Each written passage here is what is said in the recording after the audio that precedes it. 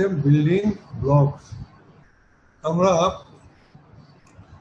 আজকেও একটা সিস্টেম তৈরি করতে গেলে যে ধরনের প্লেয়ারগুলি ইনভলভ থাকবে, অর্থাৎ যে ধরনের লোকজনগুলি ইনভলভ থাকবে, তাদের সম্পর্কে আজকে আমরা ডিটেলস আলোচনা করব এবং বিভিন্ন ডেফিনিশন, বিভিন্ন আন্তঃপান্ত একটা সিস্টেম তৈরি করতে কাজে লাগবে সেগুলো নিয়ে আলোচনা করব। এরকম হয়তো আরো একটা লেকচার আমাদের যাবে, তারপরে আমরা আরেকটা চ্যাপ্টারে ঢুকবো, যেখান থেকে আমরা স্টেপ বাই স্টেপ এই সাবজেক্ট সম্পর্কে জ্ঞান অর্জন করব। সো আমি সবসময় এই লেকচারগুলিতে বেসিক কিছু ডেফিনেশন আমি বলার চেষ্টা করি। যেমন আমাদের একটা ডেফিনিশন ছিল, what do mean by system. System বলতে কি বুঝো? তোমাদের মনে আছে যে system is a interconnected and interrelated components to achieve a predetermined objectives. এবং এই প্রত্যেকটা সিস্টেমের বিভিন্ন কম্পোনেন্টগুলি বুঝতে হবে, তারপরে বিভিন্ন তার কিভাবে রিলেশনগুলি আছে এগুলো বুঝতে হবে। আমি যদি একটা এক্সাম্পল নেই, আমাদের যেমন ধরো একটা ইনফরমেশন সিস্টেম। ইনফরমেশন সিস্টেমে তোমরা ডেফিনেশন তো অবশ্যই জানো। সো এটাকে আমরা খুব কনসাইজ করে যদি বলি, তাহলে ধরো একটা সফটওয়্যার আমাদের একটা ইনফরমেশন সিস্টেম হবে। এই সফটওয়্যারের আমাদের যে ফাংশনগুলি থাকবে, এই ফাংশনগুলির উপর ভিত্তি করে একটা সফটওয়্যারকে কয়েকটা মডিউলে ভাগ করা হয়। প্রত্যেকটা সফটওয়্যারের কতগুলি কম্পোনেন্ট থাকবে, প্রত্যেকটা কম্পোনেন্টগুলির ভিতরে অনেকগুলি তোমার অ্যাক্টিভিটি থাকবে, টাস্ক থাকবে। এগুলাকে এট এ গ্লান্স আমরা বুঝতে হবে এবং সেগুলার কোন টাস্কটা বা কোন অ্যাকশনটা কোন কম্পোনেন্টের সাথে তোমার ইনভলভ থাকবে, এগুলা আমাদেরকে বুঝতে হবে। সো এখন সিস্টেমের ডেফিনেশনটা তোমাদের মনে পড়ছে নিশ্চয়ই। আমি যাচ্ছি যে ইনফরমেশন সিস্টেম আমি তোমাদেরকে বুঝাইছিলাম যে ইনফরমেশন সিস্টেম বলতে কি বুঝো। আমরা দেখি ম্যাটেরিয়ালস কি আছে। সো এখানে কতগুলি তিনটা টার্ম দেখতে পাচ্ছি। একটা হলো ডেটা, একটা হলো প্রসেস, একটা হলো ইন্টারফেস। তোমরা জানো ইনফরমেশন হলো ডাটাকে প্রসেস করার পরে আউটপুট যেটা আসে সেটা আসবে আমাদের ইনফরমেশন। সো তোমরা সেই ডাটা বলতে কি বুঝো, যদি আমরা এটা বলতে চাই। সো ডাটা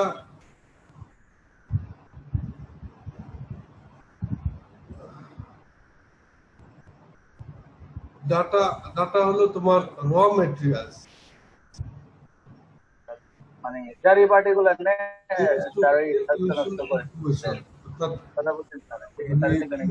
তৈরি করার জন্য যে র ম্যাটেরিয়াল সেটাকে আমরা তারপরে প্রসেস হলো the activities that carry out the mission of the business. So process হলো অ্যাকচুয়ালি এই ডাটাটা প্রসেস করার পরে আউটপুট আমরা পাবো, যেটাকে আমরা ইনফরমেশন বলি। এখানে প্রসেস বিভিন্ন রকমের তোমার প্রসেস আছে। যে কোনো একটা প্রসেস ফলো করতে হবে, সেই প্রসেসটা ফলো করতে হবে according to the mission of the business, অর্থাৎ according to the problem of the solution. আমরা যে প্রবলেমটাকে সলভ করব, সেই প্রবলেমে কি কি বলছে, কি কি রিকোয়ারমেন্ট আছে, সেভাবে অ্যাকচুয়ালি প্রসেসিংটাকে সেট করতে হবে। তখন ওই প্রসেসিং ওগুলাকে আমরা কিছু অ্যাক্টিভিটিস বলি। আমরা প্রসেস সম্পর্কে তোমাদেরকে ইন্ডিভিজুয়ালি আলাদা লেকচার দিব। সো আরেকটা টার্ম আসতেছে ইন্টারফেস। ইন্টারফেসটা খুবই ইম্পর্টেন্ট। যে কোনো ইনফরমেশন সিস্টেম তৈরি করতে গেলে ইউজাররা যাতে খুব ভালোভাবে এই সিস্টেমটাকে ইউজ করতে পারে, ব্যবহার করতে পারে, তাদের ব্যবহার উপযোগী করার জন্য তোমার যে ব্যবস্থাটা থাকে একটা সফটওয়্যারের, সেটি আসলো মূলত ইন্টারফেস। ইন জেনারেল আমার মনে হয় যে তোমরা ইন্টারফেস ব্যাপারটা বুঝতে পারছো। তোমরা যখন একটা সফটওয়্যার ওপেন করবা দেখবা যে যার সফটওয়্যার যত সুন্দর ইন্টারফেস হবে সেটা তত ভালোভাবে ব্যবহার করা যায়। এই জন্য বলছে interface is how the system interface with its user and other information system. So এগুলি ডেফিনেশন, এইটা তোমরা বোঝার চেষ্টা করবে।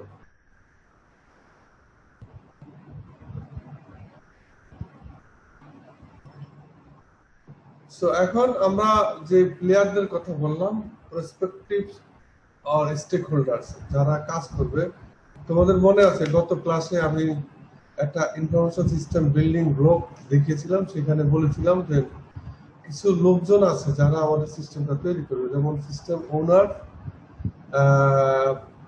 System user, system designer, system builder, system analyst এবং IT vendors and consultant.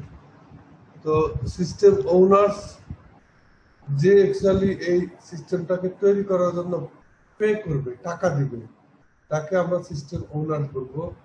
System user হলো যারা সিস্টেমটা ইউজ করবে। সিস্টেম ডিজাইনার হলো যে ইউজারদের রিকোয়ারমেন্ট গুলি দেখে দেখে প্রত্যেকটা ইউজারের প্রত্যেকটা মানে বিজনেসের যে রুলস গুলি আছে সেগুলো দেখে দেখে যারা ডিজাইন করবে। ডিজাইনের জন্য আলাদা টুলস টেকনিক আছে, বিভিন্ন রকমের টেকনিক অবলম্বন করতে হয় ডিজাইন করার জন্য। যেমন একটা ডিজাইন আমি চেতে পারি, তুমি আমাকে এই সফটওয়্যারে কি কি মডিউল আছে, কি কি কম্পোনেন্ট আছে, কি কি তোমার অ্যাকশন আছে, কি কি টাস্ক আছে, এগুলি তুমি আমাকে ডিজাইন করে এঁকে দিবা।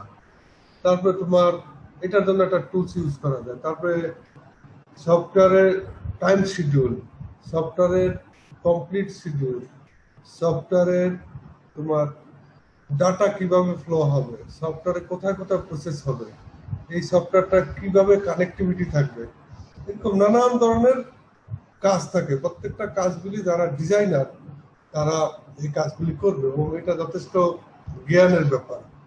ডিজাইনার খুব ইম্পর্টেন্ট একটা পোস্ট। তারপরে সিস্টেম বিল্ডার অর্থাৎ প্রোগ্রামার, যারা প্রোগ্রাম করবে তাদেরকে আমরা সিস্টেম বিল্ডার্স বলি অথবা সিস্টেম ডেভেলপার্স বলি। তারা করবে টোটাল সিস্টেমটাকে কনস্ট্রাক্ট করবে, টেস্ট করবে এবং অপারেশনের জন্য ডেলিভারি করবে। সিস্টেম অ্যানালিস্ট পোস্টটা সবচেয়ে ইম্পর্টেন্ট। আমার বিশ্বাস যে তোমরা যতজন স্টুডেন্ট আসো কেউ না কেউ এক সময় সিস্টেম অ্যানালিস্ট হবা। তোমরা যখন জব করবা, প্রথম হয়তো তোমরা জব করবা সিস্টেম বিল্ডার হিসাবে শুরু করবা, তারপর আস্তে আস্তে তোমরা এক্সপিরিয়েন্স হলে এক সময় সিস্টেম অ্যানালিস্ট হবা, যে নাকি টোটাল ইনফরমেশন সিস্টেমটাকে ডেভেলপ করার জন্য মানে ফ্যাসিলিটেট করবে। সবকিছু সে দেখে শুনে সুন্দর মতন বিভিন্ন টেকনিক্যাল এবং নন টেকনিক্যাল ব্যাপারগুলি তারা দেখবে, ইউজারদের সাথে আলাপ করবে, তারপরে ডেভেলপারদের সাথে আলাপ করবে, ডিজাইনের সাথে আলাপ করবে, ওনারদের সাথে আলাপ করবে। আমার একটা ফোন আছে এক minute.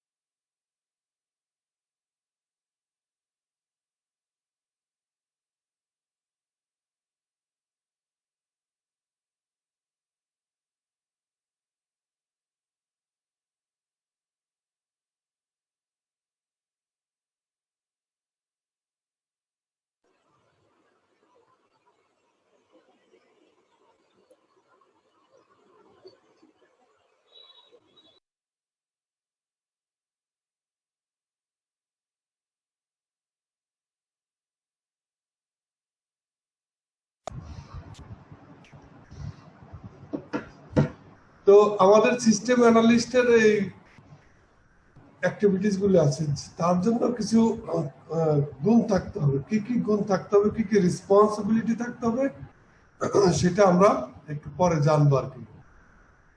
IT vendors and consultant, এটা হলো যারা অ্যাকচুয়ালি এই প্রোডাক্টটা সেল করবে। যেমন মনে করো আমি একটা সফটওয়্যার তৈরি করছি, সেই সফটওয়্যারের হোস্টিং করার জন্য যে যে ইকুইপমেন্টগুলি লাগবে সেগুলি ভেন্ডররা তোমার সাপ্লাই দিবে। আর কনসালটেন্টের কাজ হলো নেগোসিয়েশন করে দিবে। যারা ডেভেলপার এবং যারা ইউজার তাদের ভিতরে মানে সবসময় নেগোসিয়েশন করবে। প্রতি মুহূর্তে রিকোয়ারমেন্টের বিভিন্ন রকমের কনফ্লিক্ট আছে, সেগুলি জাস্টিফাই করে দিবে কনসালটেন্ট। যেমন একটা এক্সাম্পল বলতে পারি, সে তুমি একটা মোবাইল অ্যাপস তৈরি করবা। এখন মোবাইল অ্যাপসটা তুমি অ্যান্ড্রয়েড বেস করতে পারো, আবার আইফোনের জন্য করতে পারো। এই কাস্টমার তো অনেক কিছু বুঝবে না। কাস্টমার হয়তো অ্যান্ড্রয়েড ফোনের জন্যই সে রিকোয়ারমেন্ট বলবে, বাট কনসালটেন্ট হয়তো সাজেশন দিতে পারে, আপনি এত টাকা খরচ করে একটা সফটওয়্যার তৈরি করলেন, তাহলে এটা শুধু অ্যান্ড্রয়েড ফোন কেন, আপনি আইফোনের জন্য নিয়ে নেন। কারণ অনেকের কাছে তো আইফোনও থাকতে পারে, তারা কিভাবে ইউজ করবে।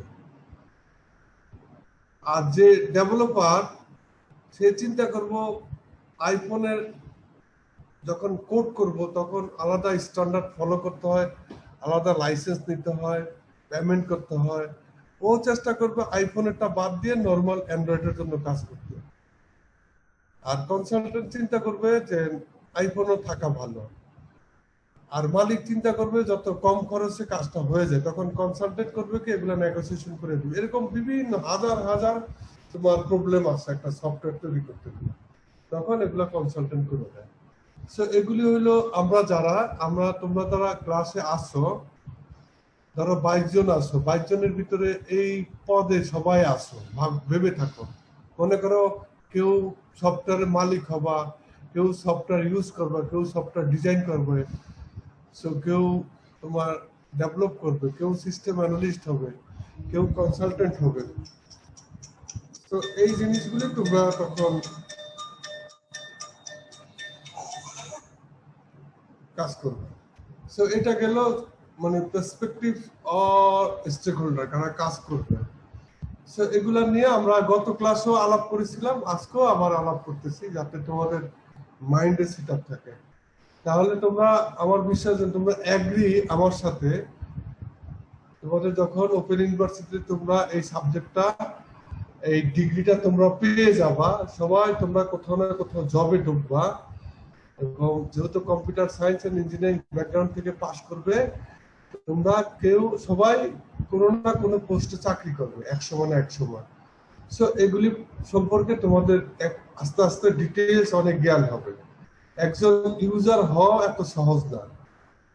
একটা সফটওয়্যার ইউজ করে, এমন এমন সফটওয়্যার আছে ট্রেনিং করতে হবে, তোমাকে সার্টিফিকেট পেতে হবে, তার আগে তুমি সফটওয়্যার ইউজ করতে পারবে না। এমন এমন সফটওয়্যার আছে ইউজ করতে হলে তোমাকে মেট্রিক পাস করলে হবে না, ইন্টারমিডিয়েট পাস করলে হবে না, তোমাকে হয়তো কম্পিউটার সায়েন্সে গ্রাজুয়েট হতে হবে।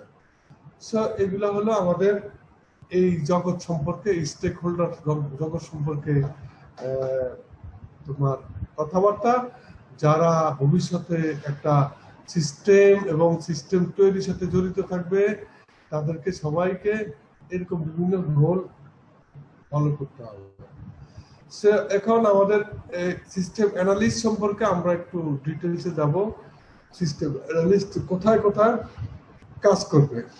জেনারেল হলো সিস্টেম অ্যানালিস্ট অ্যাকচুয়ালি এভরিহোয়ার কাজ করবে, সব জায়গায় কাজ করবে। মানে প্রত্যেকটা সেক্টরে যে লোকটা একটু এক্সপার্ট তাকে আমরা অ্যানালিস্ট বলবো। মানে যে একটু চালাক বুদ্ধিমান আছে তাকে আমরা অ্যানালিস্ট বলবো।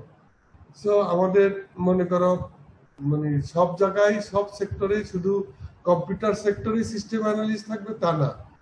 তুমি মনে করো মেডিকেল সেক্টরেও সিস্টেম অ্যানালিস্ট থাকবে, পলিটিক্যাল সেক্টরেও অ্যানালিস্ট থাকবে, বিজনেস সেক্টরেও অ্যানালিস্ট থাকবে। অ্যানালিস্ট হলো যার আসলে এক্সট্রাঅর্ডিনারি সব রকমের নলেজ আছে, গুণ আছে, তাকে বলবো। এই জন্য এখানে একটা general theory where system analyst work.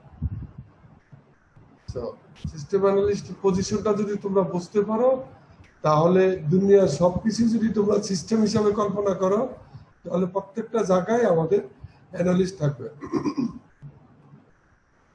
So এখানে দেখো, in traditional business, in outsourcing business, in consulting business, in application software business, সব জায়গায় অ্যাকচুয়ালি সিস্টেম অ্যানালিস্টরা কাজ করবে। সো এখানে আমরা একটা সিস্টেম অ্যানালিস্টের একটা ফিগার আমরা দেখতে পাচ্ছি যে অ্যাকচুয়ালি একটা সফটওয়্যার তৈরি করতে গেলে দেখো কত ধরনের লোকের প্রয়োজন হয়। ধরো একটা স্টিয়ারিং কমিটি থাকে, হ্যাঁ, 4-5 জন একটা টিম থাকে, তারা সব সফটওয়্যারটা কিভাবে হবে কাজ করবে। তারপরে এই ভেন্ডর থাকে যারা সাপ্লাই দিবে, তারপরে তোমার মনে করো প্রোগ্রামার থাকবে, তারপরে নেটওয়ার্ক অ্যাডমিনিস্ট্রেটর থাকবে, ইন্টারফেস ডিজাইন এক্সপার্ট থাকতে পারে, ড্যাশবোর্ড অ্যাডমিনিস্ট্রেটর থাকতে পারে, তারপর ম্যানেজমেন্টের বা সিস্টেম ওনার থাকবে, তারপর অনেক ইউজার থাকবে। এই যে সব পুরো গ্রুপটার বসই থাকবে সিস্টেম অ্যানালিস্ট। সে সবার সাথে যোগাযোগ করে এই সিস্টেমটাকে তৈরি করবে। সো এখন একটা ইন্টারেস্টিং এবং ইম্পর্টেন্ট একটা স্লাইড তোমাদের বুঝতে হবে যে which skill should required by system analyst. একজন সিস্টেম অ্যানালিস্ট হলে তার কি কি স্কিল থাকতে হবে, কি কি গুণ থাকতে হবে। আমার বিশ্বাস তোমরা এতক্ষণ পর্যন্ত বুঝতে পারছো যে সিস্টেম অ্যানালিস্টের অ্যাক্টিভিটিসটা কি। সেই অ্যাক্টিভিটিস গুলি অ্যাচিভ করতে হলে, ভালোভাবে সেটাকে পারফর্ম করতে হলে তাকে কিছু স্কিল তার ভিতর থাকতে হবে। সেই স্কিলগুলি হলো, প্রথমে তাকে working knowledge of information technology. So information technology সম্পর্কে তাকে অনেক নলেজ থাকতে হবে। ইনফরমেশন টেকনোলজির ডেফিনেশন তোমাদের মনে আছে? ইনফরমেশন টেকনোলজি কি আমরা খুব প্রতিনিয়ত ইউজ করি। সেখানে আমরা এক কথা বলেছিলাম যে ইনফরমেশন টেকনোলজি হতে হবে কম্পিউটার টেকনোলজি এবং কমিউনিকেশন টেকনোলজির উপরে। তাহলে আমরা যারা কম্পিউটার সায়েন্স এন্ড ইঞ্জিনিয়ারিং থেকে পাশ করি, তারা হয়তো কম্পিউটার টেকনোলজির উপরে খুব ভালো জ্ঞান আছে। পাশাপাশি আমি যদি কমিউনিকেশন টেকনোলজির উপরে জ্ঞানটা গেইন করি, তাহলে আমার একটা স্কিল ফুলফিল হবে আমি সিস্টেম অ্যানালিস্ট হওয়ার জন্য। তাহলে প্রথম পয়েন্ট আসছে working knowledge of information technology. তারপরে computer programming experience and expertise. একজন সিস্টেম অ্যানালিস্ট অবশ্যই তোমার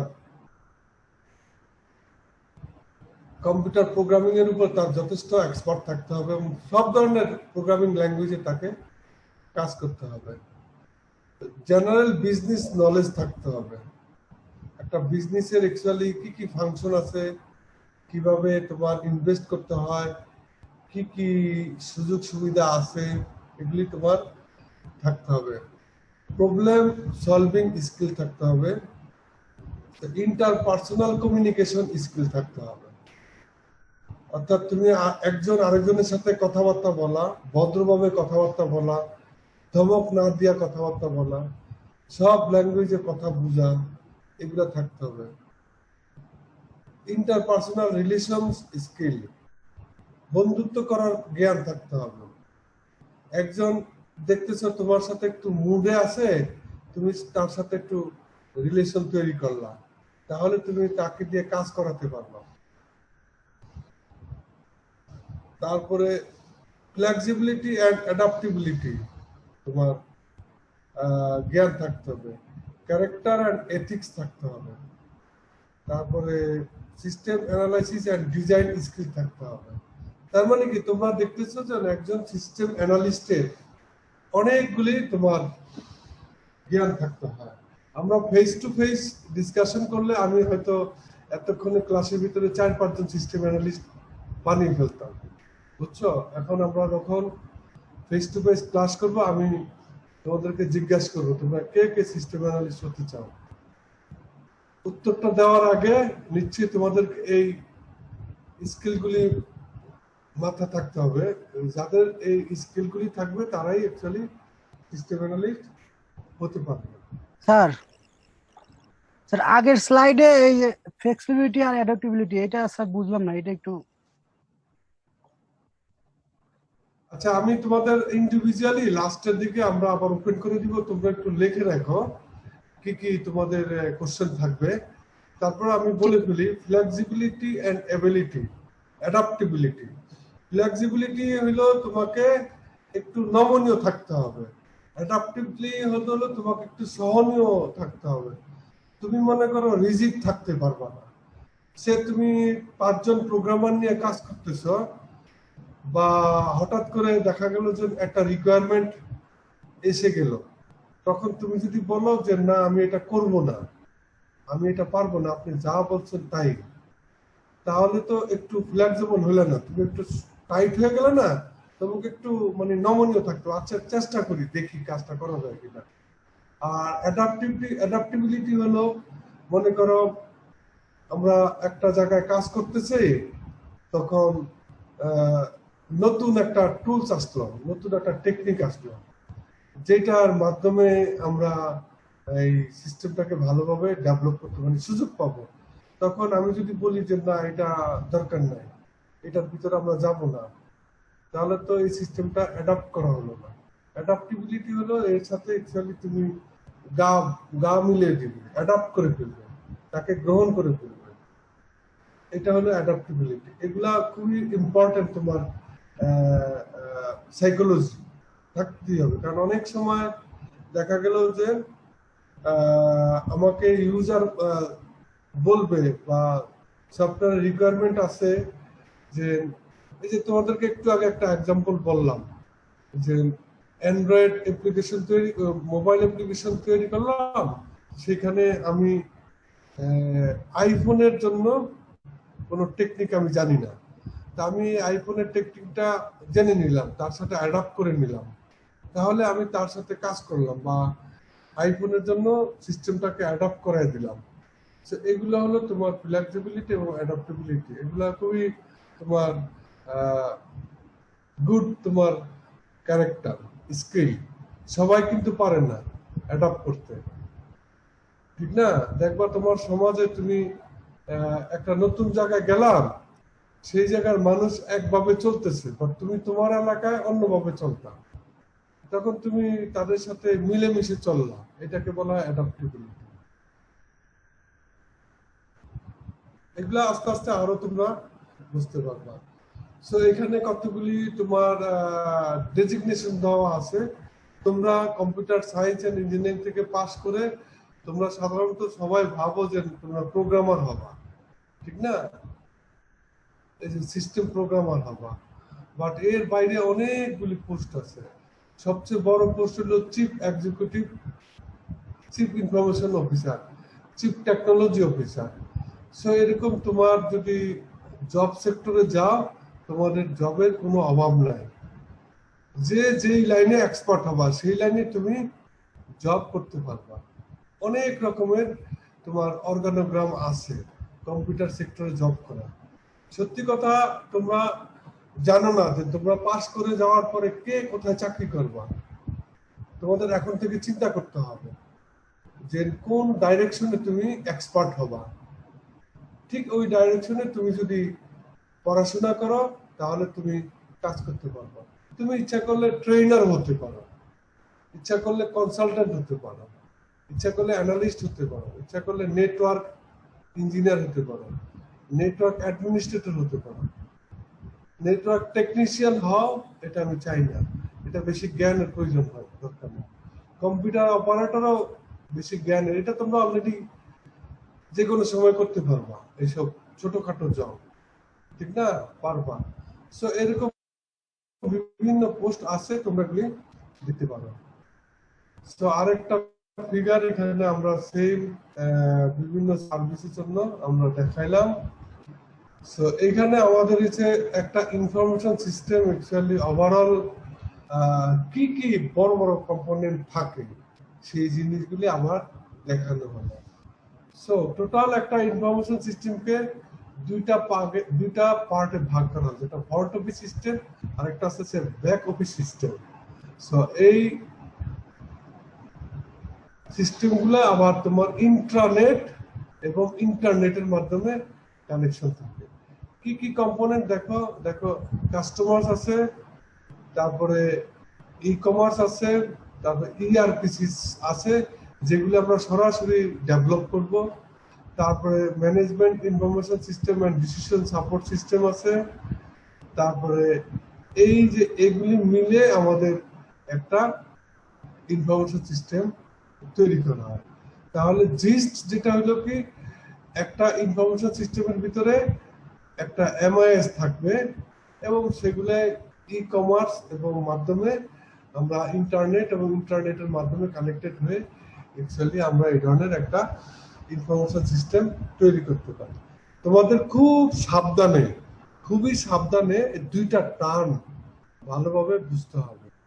একটা হলো ইনফরমেশন সিস্টেম এবং আরেকটা হলো তোমার ইনফরমেশন টেকনোলজি। আমি কিন্তু আগেই তোমাদেরকে এই ডেফিনেশন গুলি দিয়েছি। এই দুইটা ডেফিনেশন তোমরা আবার পরে বুঝবা, what is information system and what is information technology and what is system. তাহলে তোমাদের সামনে আমার কথাবার্তাগুলি তোমরা বুঝতে পারবা। এবং এখানে অনেকগুলি টার্ম প্রায় অলমোস্ট একটার সাথে তোমার সম্পূর্ণ। যেমন তোমার enterprise resource planning, ERP system আমরা যাকে বলি। ইআরপি হলো এই যে তোমার দেখো marketing information system, sales information system, customer management information system, inventory system, manufacturing information system, financial information system, human resource information system, সবগুলি দেখো ইনফরমেশন সিস্টেম।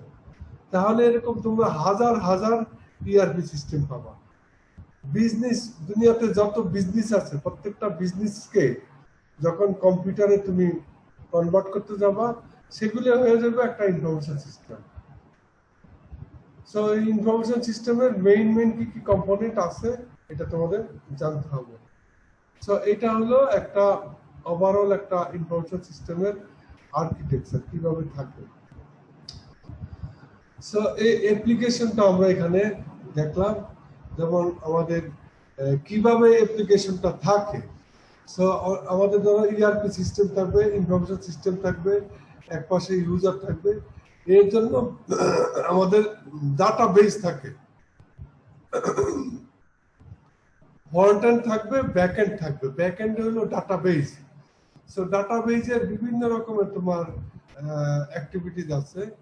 এই ডাটাবেস গুলাকে আমাদের ডিজাইন করতে হবে, সাজাতে হবে।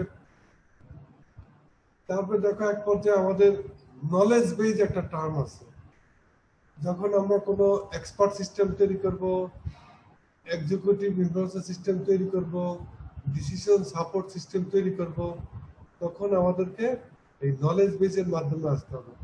তোমরা পরবর্তীতে বা থার্ড ইয়ারে ফোর্থ ইয়ারে আরো কিছু সাবজেক্ট পাবা যেখানে তোমরা এই expert system, decision support system এগুলোর উপরে তোমরা কাজ করতে পারবা।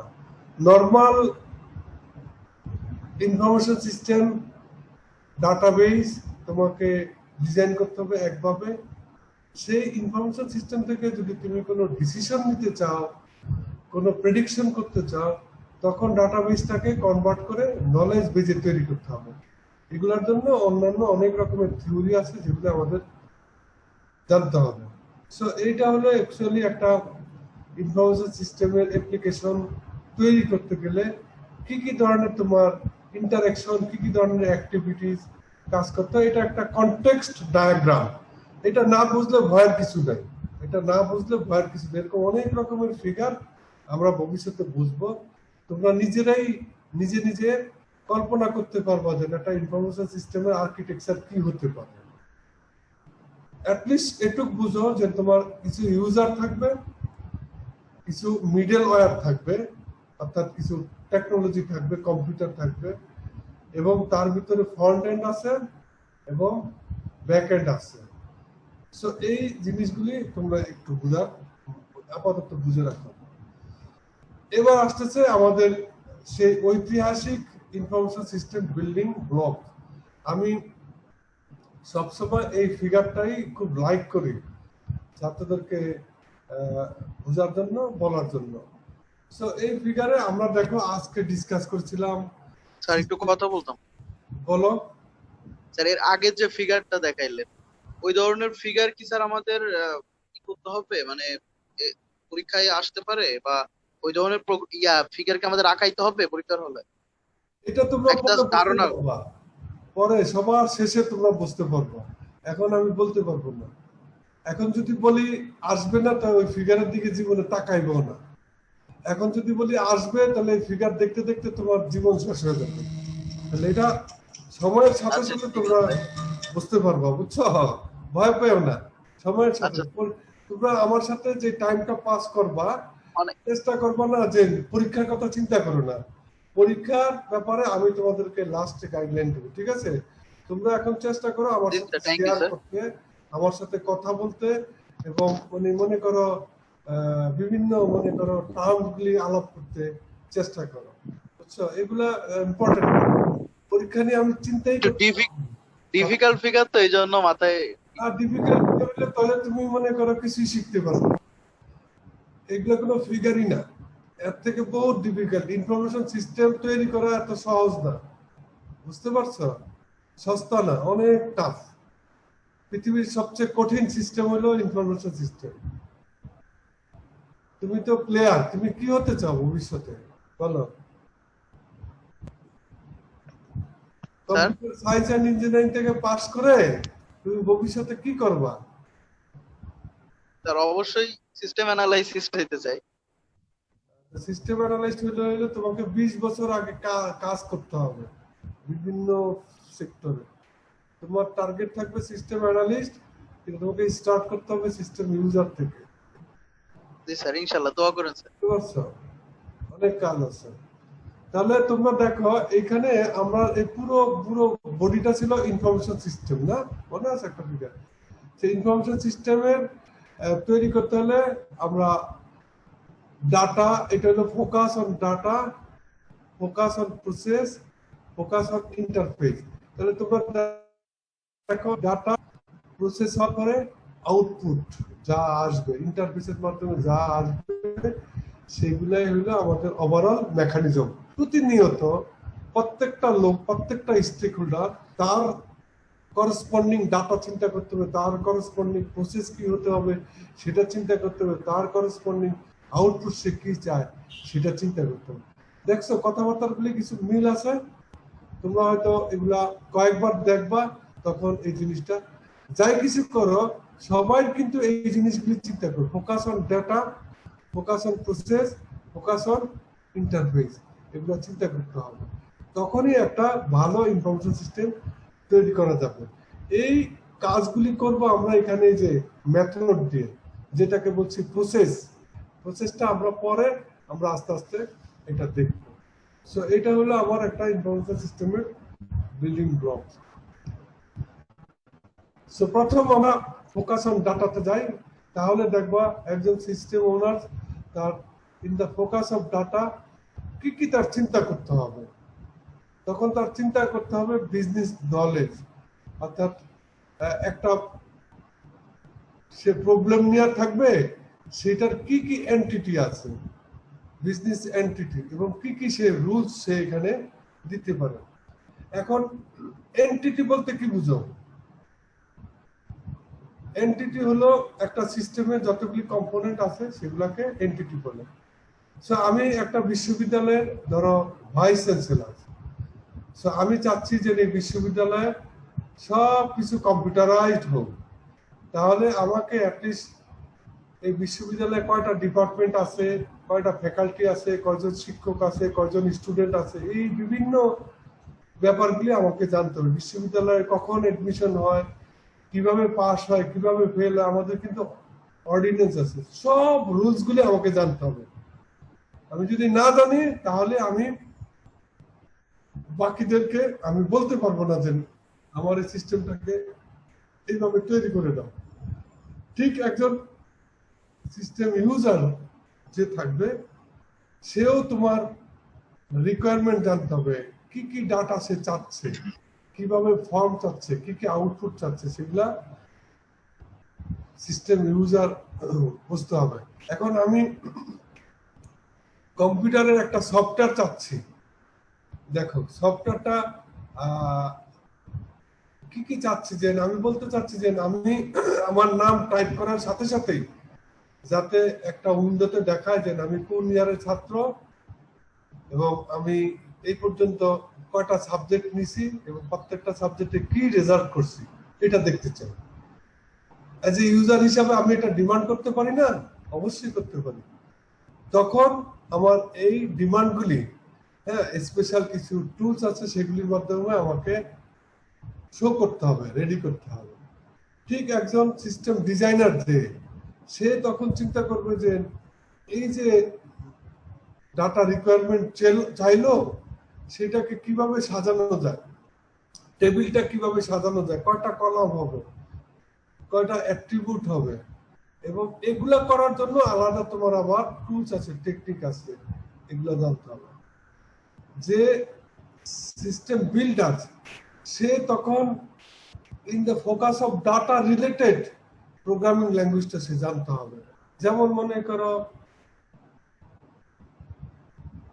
ডাটাবেস প্রোগ্রামিং ল্যাঙ্গুয়েজের এক্সাম্পল, যেমন মনে করো ওরাকল।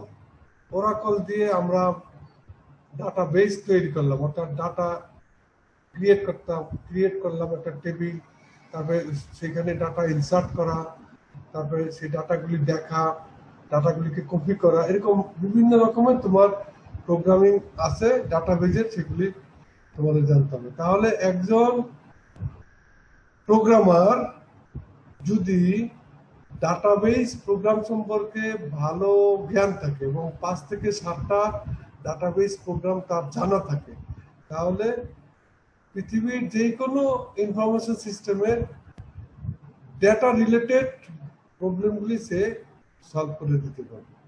প্রত্যেকটা ক্ষেত্রেই কিন্তু অনেকগুলি তোমার অপরচুনিটি আছে, অপশন আছে। সো এই লাইনে যারা কাজ করে বর্তমানে, তারা পৃথিবীতে সবচেয়ে ভালো অবস্থায় আছে। যেমন আমাদের ওয়ার্ল্ডের সবচেয়ে টপ হট ইস্যু হলো তোমার ডাটা অ্যানালিস্ট। তোমরা দেখবা বিগ ডাটা অ্যানালিস্ট নামে একটা পোস্ট আসতেছে, ডাটা সায়েন্টিস্ট। তোমাদেরকে একটু আগে আমি দেখিয়েছিলাম যে chief information officer, chief technology officer, কিন্তু এর বাইরেও এখন একটা পোস্ট ডেভেলপ হয়েছে, সেটা হচ্ছে ডাটা অ্যানালিস্ট, ডাটা সায়েন্টিস্ট। তুমি যদি ভবিষ্যতে ডাটা সায়েন্টিস্ট হতে পারো, তোমার টাকার অভাব থাকবে না, ডাটা নিয়ে তুমি খেলবে, যত রকমের ডাটা আছে এগুলো নিয়ে। এখন কিন্তু মানুষ এদিকে, এখন সিস্টেম অ্যানালিস্ট খুব একটা অ্যাকচুয়ালি আর দাম পাচ্ছে না, কারণ ভালো ভালো আরো, যেমন একজন ডাটা সায়েন্টিস্ট অনেক এক্সপার্ট, অনেক তার জ্ঞান থাকতে হয়। সো এই গল্পগুলি তোমরা আশা করছি কিছুটা বুঝতে পারছো। আর যারা ভেন্ডর থাকবে, তারা এই যে ডাটাবেস ম্যানেজমেন্ট সিস্টেম রিলেটেড সিস্টেমগুলি তারা চিন্তা করবে। তাহলে এইটা যদি আমার টোটাল ইনফরমেশন সিস্টেম হয়, সেখানে এই লোকগুলি যদি ইনভলভ থাকে, তারা in the focus of data কি কি ইনভলভমেন্ট থাকবে, সেই থিওরিটা এখানে বলা হয়েছে।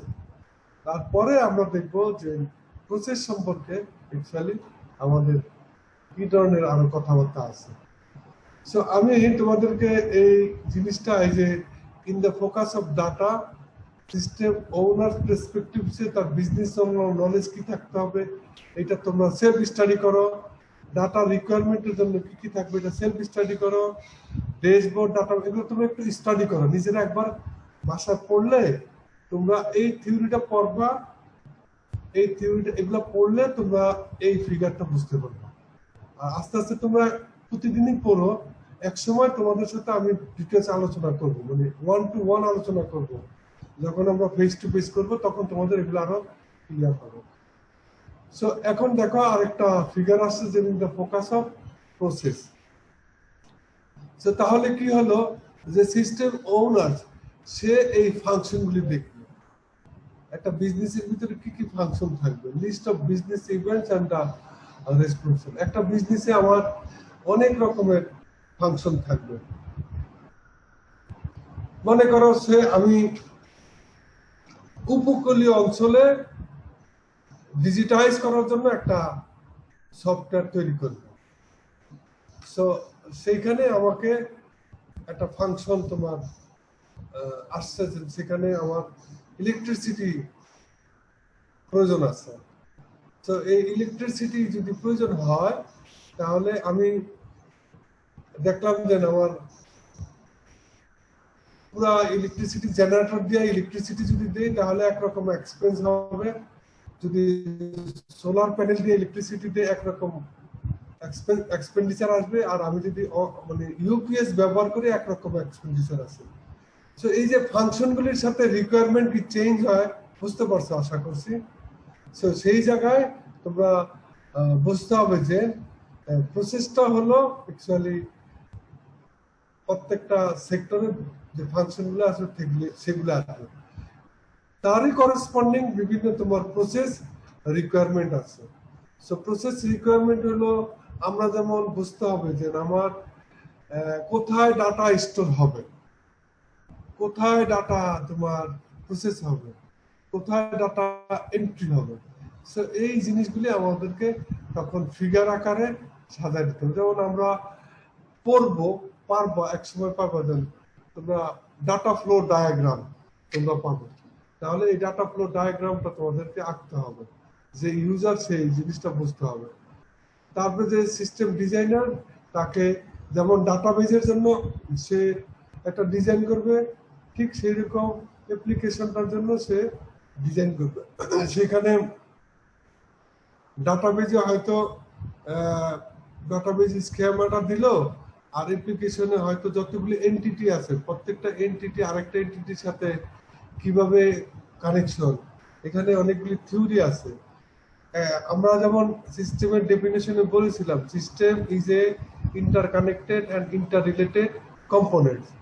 সো এক একটা কম্পোনেন্ট আরেকটা কম্পোনেন্টের সাথে আবার ওয়ান টু ওয়ান কানেক্টেড থাকতে পারে, one to many, many to one, many to many, এইভাবে কানেক্টেড থাকতে পারে। সেগুলা এট এ গ্লান্সে আমাদেরকে একটা গ্রাফিক্যাল রিপ্রেজেন্টেশন করার জন্য আমাদের ডিজাইনের অপশন আছে। তারপরে সিস্টেম বিল্ডার্স তোমরা দেখবা, যেমন ডাটাবেস প্রোগ্রামের জন্য তাকে কোড করতে হয়, ঠিক তাকে প্রসেস করার জন্য তাকে কোড করতে হয়, সেখানে তাকে স্পেশাল কিছু ফাংশন লিখতে হয়। হ্যাঁ, সেগুলোকে বলবো আমরা অ্যাপ্লিকেশন প্রোগ্রামার। তারপরে অ্যাপ্লিকেশন ডেভেলপমেন্ট এনভায়রনমেন্ট। সো এগুলো হলো focus on process.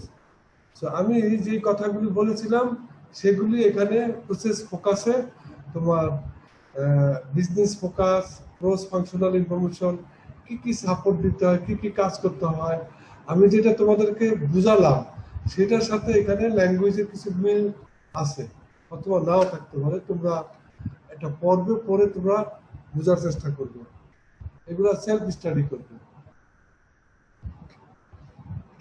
Focus on প্রসেসে,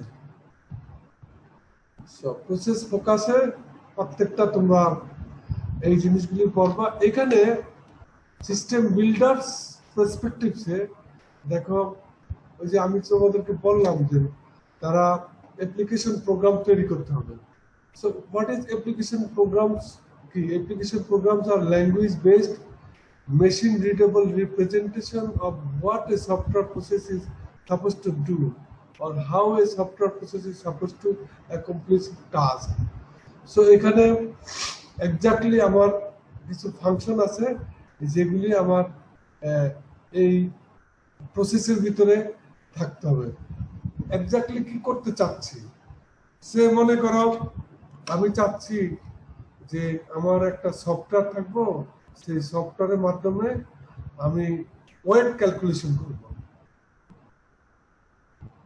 ওয়েট আমরা কিলোগ্রামে পাই, একটা মেশিন সেই কিলোগ্রাম থেকে সে আমাদেরকে তোমার অন্য একটা মেজারমেন্টে নিয়ে যাবে। অথবা ধরো আমরা একজনের হাইট মাপতে চাচ্ছি একটা সফটওয়্যার দিয়ে, আমি একটা ক্যামেরার সামনে দাঁড়াবো, সে দেখেই ক্যামেরা আমার ছবিটা নিয়ে আমার হাইট কত আছে সেটা বলে দিবে। সো এই যে কাজটা আমি প্রসেসটা করতে চাচ্ছি, সেখানে আমাকে স্পেশাল কিছু প্রোগ্রাম লিখতে হবে, এগুলাকে আমরা অ্যাপ্লিকেশন প্রোগ্রাম বলি। প্রোটোটাইপ কি? প্রোটোটাইপ, তারপরে মডেল, তারপরে ডেমো, এই তিনটা টার্ম তোমরা আমার এই সাবজেক্টের মাধ্যমে শিখে যেতেই হবে।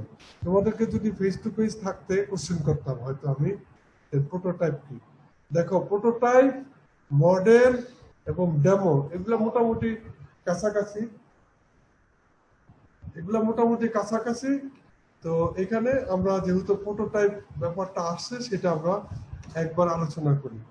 Prototype is a technique for quickly building a function but incomplete model of the information system using the rapid application development tools.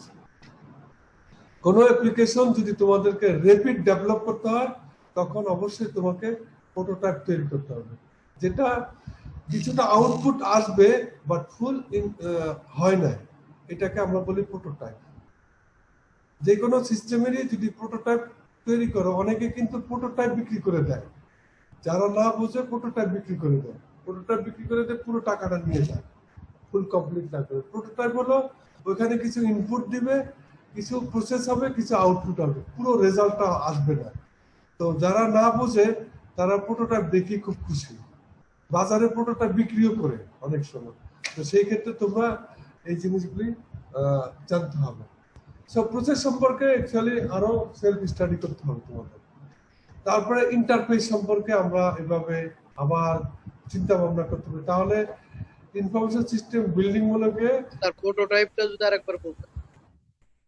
Prototype নিয়ে আমি বলবো, ক্লাসটা শেষ হোক তারপরে। এটা খুব ইন্টারেস্টিং, কাগজে কোথাও লিখে রাখো স্টার চিহ্ন দিয়ে, এটা না বোঝা পর্যন্ত আমি তোমাদেরকে ছাড়বো না আজকে অথবা কোনো ক্লাস, এটা বুঝতে হবে, ঠিক আছে? আরেক একটু পরে আলোচনা করতেছি, কাগজে লিখে রাখো। সো তাহলে সিস্টেম ওনার যেটা আছে সেটা হলো তোমার, দেখো তাকে এখানে দেখো কি হচ্ছে, তোমাদের যদি মনে থাকে সে ডাটা ফোকাস হলো বিজনেস রুলস গুলি দেখছে, প্রসেস যখন আসে বিজনেসের ফাংশন গুলি সে দেখছে, যখন ইন্টারফেসে আসে তখন বিজনেসের লোকেশন গুলি সে দেখছে।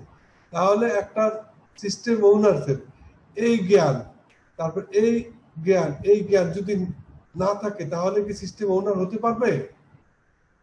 একজন বলো, হতে পারবে? পারবে না। ঠিক এইভাবে প্রত্যেকের জন্য প্রত্যেকটা জ্ঞান থাকতে হবে, এবং সবার জ্ঞান গুলি আবার সিস্টেম অ্যানালিস্টে থাকতে হবে।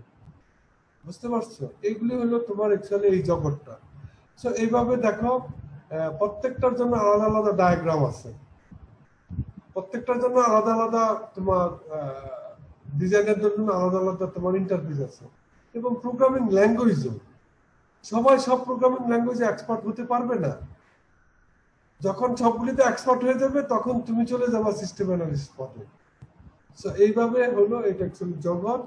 এখানে তোমার এই সম্পর্কে কিছু কথাবার্তা আছে, তোমরা এগুলা সেলফ স্টাডিতে করতে হবে।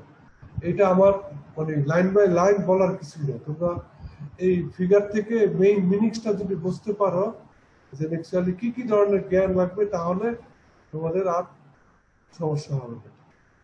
তো এটা হলো আমি মনে করতেছি তোমাদের মানে সেলফ স্টাডি করবা।